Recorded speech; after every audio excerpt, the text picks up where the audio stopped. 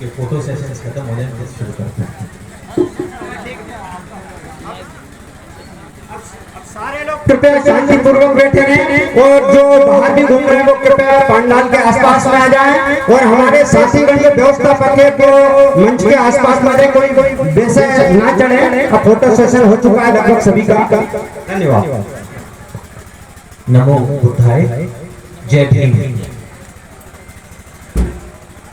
आप सोच रहे हैं कि सारू मारू की प्रसिद्धि जो देश विदेश तक जाए, एक आदमी ने भी जय भीम मुझे बोला नहीं, तो ये कैसे सोच सकते हो कि मैं सारू मारू को विदेश में लेकर जाऊंगा। एक बार दोबारा कोशिश करते हैं।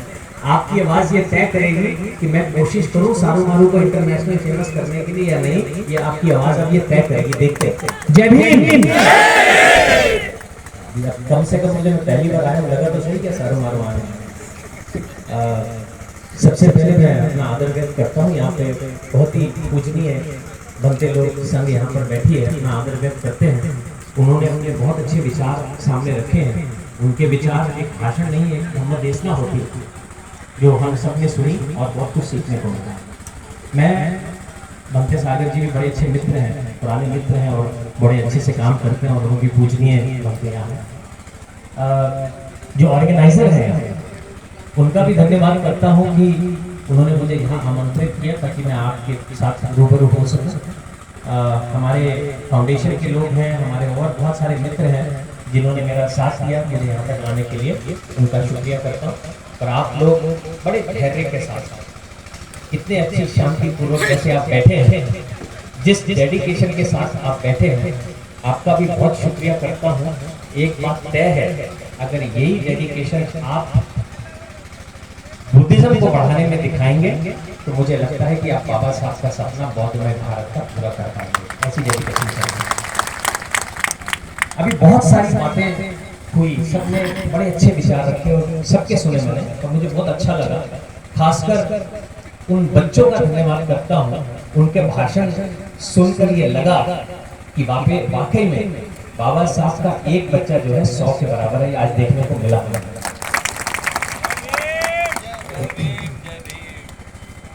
बहुत सारी बातें आज सामने आ गई, लेकिन मैं घर पर आता हूँ सीधा। मैं बातें वो करना चाहता हूँ, कुछ कड़वी सच्चाइयाँ हैं जिनका हम सामना करेंगे ताकि हम ये संदेश जो है आगे लोगों तक पहुंचा सकें और अपने पास भी रख सकें। हम बौद्धमय भारत की बात करते हैं। मुझे ऐसा लगता है कि बाबा साहब ने एक बात कही थी कि ये जो धम्म चक्र में चला रहा है, कोशिश करना आगे बढ़ा ना पाओ तो पीछे मत आने देना। तो हम उसी बात को पकड़ कर बैठ गए हैं कि पीछे मत आने देना, रोक के खड़े खड़े। 14 अप्रैल हो, 6 दिसंबर हो, 14 अक्टूबर हो, ये सारे दिन हम अच्छे से मनाते हैं, एक दिवसीय कार्यक्रम मनाते हैं, जय भीम का नारा बोलते हैं, उसके बाद अपने घर वापस जाते हैं। पहले मुझे लगा था कि आज भारत में पॉपुलेशन की केवल 2% बुद्धिस्ट, इतने बड़े बड़े देश जो बुद्धिस्ट आज इतनी तरक्की कर पाए, जहाँ के बुद्ध हैं, स्वयं बुद्ध हैं, वहाँ केवल 2% बुद्धिस्ट। आखिर क्यों? वो 2% जो बुद्धिस्ट हैं भी, वो भी बोधिसत्व बाबा साहब की वजह से। आज वो ना होते तो शायद बुद्धिज्म तो समाप्त हो चुका था भारत में। ऐसा क्यों? मुझे लगा कि शायद दूसरे धर्म के लोग आगे नहीं बढ़ने दे रहे हो।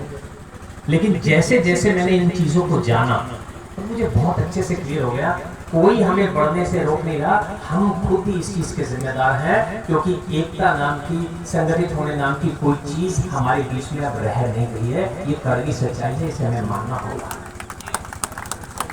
आप अगर संगठित हो जाते हैं तो ऐसे ऐसे बदलाव आ जाएंगे कि आपने सपने में भी नहीं सोचा होगा। मैं अलग अलग बुद्धिस्ट राष्ट्रों, मैंने बौद्ध धर्म श्रीलंका में अपनाया है। मैं श्रीलंका जो एक बुद्धिस्ट कंट्री है वहां गया। सोचो, जहां कहा जाता है रावण है, राम आए, विभीषण हुआ, सब लोग हुआ। मैं सारी बातें इसलिए जानता हूँ कि मैंने राम का किरदार भी निभाया। अगर किरदार की बात है, वो अलग बात है कि राम का किरदार निभाया, कृष्ण निभाया, विष्णु निभाया, लेकिन जैसे ही बुद्ध का किरदार निभाया, मैं भी बौद्ध में हो गया और बौद्ध धर्म को अपना लिया श्रीलंका। सोचो आज श्रीलंका एक बुद्धिस्ट कंट्री है क्योंकि उन लोगों ने बौद्ध धर्म को अच्छे से जान लिया। वियतनाम, थाईलैंड, ये सारे जितने भी म्यांमार, कंबोडिया, जापान, ये सारे जो बुद्धिस्ट राष्ट्र हैं उन्होंने धर्मों को बहुत अच्छे से पहचाना है। उसी दिशा में वो सब लोग काम भी करते हैं। अब उनका एक कॉन्स्टिट्यूशन है, एक तो हमारे देश का कॉन्स्टिट्यूशन है, बुद्धिस्ट लोगों के लिए उनकी जो संघ है उनका भी एक कॉन्स्टिट्यूशन है जो मैनेज करती है वहां की सुप्रीम काउंसिल। वो सुप्रीम काउंसिल जिसमें जो सबसे वरिष्ठ भिक्खु हैं उनके, जो सबसे वरिष्ठ उनके भिक्खु हैं वो उसमें शामिल है, जो 20-20 साल से भिक्खु हैं या 25 साल से 50 साल से महाथेरो हैं। अब वो पूरा बुद्धिज्म उस देश में कंट्रोल कर रहे हैं और एक संघ राजा है और उन्हीं को सब लोग फॉलो करते हैं कि आज हमारे संघ राजा ने ये बात कह दी तो आज हम उसी को ही फॉलो करेंगे। आज हमारी सुप्रीम काउंसिल ने बात कह दी, आज हम उसी को ही फॉलो करेंगे। आज भारत में ऐसी सुप्रीम काउंसिल नहीं है।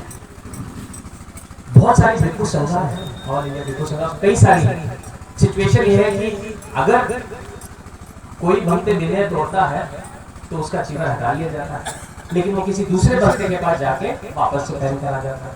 कोई उपासक गलत काम करता है तो उसको कोई रोकने टोकने वाला नहीं है, कोई ध्यान रखने वाला नहीं है। इंटरनेशनल लोग अगर आकर एक जगह पर अपना पैसा लगाते हैं, जगह बनाते हैं, विहार बनाते हैं, उनको लोग चीट कर